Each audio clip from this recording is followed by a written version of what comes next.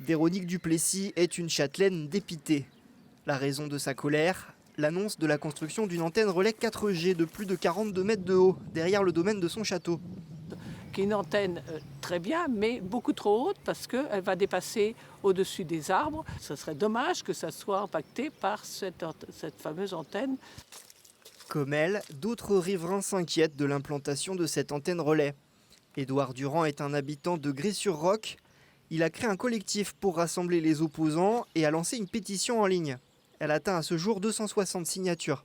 Non seulement on n'a pas été consulté, mais on n'a même pas été informé.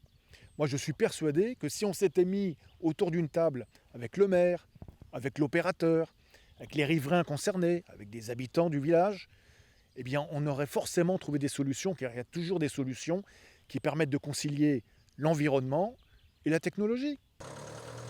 En pratique, rien n'oblige la maire à impliquer les habitants. Le projet était déjà acté par l'ancienne municipalité.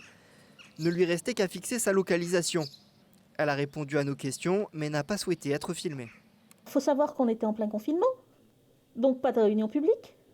Donc moi, en plein confinement, je n'allais pas faire une réunion pour dire à la population. Donc la société est venue faire ses tests, et s'ils ont mis 42,25 m, c'est parce que c'est nécessaire.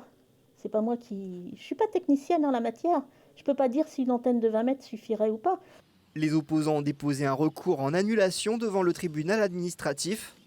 En cas de rejet, l'antenne relais 4G sera installée avant l'été 2022.